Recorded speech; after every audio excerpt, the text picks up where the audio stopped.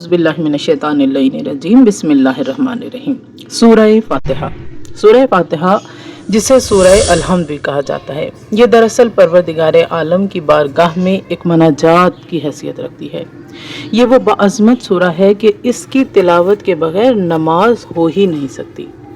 इससे अंदाज़ा लगाइए कि ये सूरह कितनी अज़मतों का हामिल है। परवरदिगार आलम ने इरशाद फरमाया कि सूरह फातिहा मेरे अर्श के ख़ज़ानों में से एक ख़ज़ाना है। और हुज़ूर पाक सल्लल्लाहु अलैहि वसल्लम ने इरशाद फरमाया कि सूरह अलहम्द से बेहतर कोई सूरा कुरान पाक में नहीं है।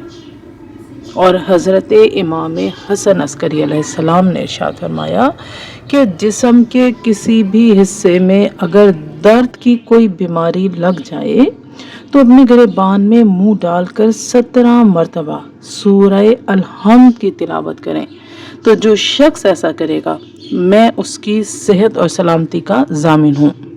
अमालिए शेख तूसी जिल्द नंबर 1 सफ़ा नंबर 290। ये वो बरकत है इस सूरे की कि मैंने ख़ुद कोरोना के दिनों में इस चीज़ का बड़ा मुशाहिदा किया कि जिस किसी को भी मैंने सूरह अलहम्द के लिए किसी भी मर्ज़ के हवाले से रेकमेंड किया, क्योंकि मौला इमाम जाफ़र सादिक अलैहिस्सलाम का इरशाद है कि जब किसी ने मौला से पूछा कि मौला, मैंने सुना है कि आपके जद का ये फरमान है कि किसी मुर्दे पर भी अगर 70 मरतबा सूरह अलहम्द पढ़कर दम कर दिया जाए तो वो ज़िंदा हो जाता है। तो इमाम आली मकाम ने इरशाद फरमाया, हाँ इसमें कोई शक नहीं है।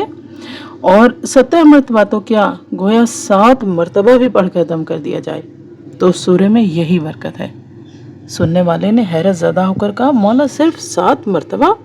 इमाम आली मकाम ने इरशाद फरमाया, 7 मरतबा तो क्या, सिर्फ 1 मरतबा पढ़कर भी सूरह अलहम्द से मुर्दे को ज़िंदा किया जा सकता है। और मैंने ख़ुद कई बार इस सूरे की बरकतों और अज़मतों का मुशाहिदा किया है। ये मुजर्रब है, तजर्बा शुदा है। जिसे भी किसी मर्ज़ के लिए मैंने सूरह अलहम्द का बताया कि इमाम का फरमान यह है कि सूरह अलहम्द 70 मरतबा पढ़ी जाए तो मुर्दे को ज़िंदा कर सकती है, इसकी तासीर में कोई शक नहीं है। और अव्वल आखिर 11 मरतबा दरूद के साथ इस सूरे को जब तिलावत करके पानी पे दम करके 8 दिन मुसलसल ये अमल किया जाए तो बड़े से बड़ा मर्ज़ भी क्यों ना हो तो इंशाअल्लाह परवरदिगार आलम उसे शिफा अता करता है। और ये मेरे ज़ाती तजर्बात में से है कि जिसे भी जिस मर्ज़ के लिए बताया और उसने यकीन के साथ इस अमल को सरअंजाम दिया, हत्ता कि कोविड के दिनों में कोरोना से लोगों को इस अमल से शिफा हुई है, लेकिन उन्हें जिन्होंने यकीन के साथ कुरान की अज़मतों, बरकतों और फजीलतों पर यकीन कामिल रखते हुए इस अमल को दोहराया।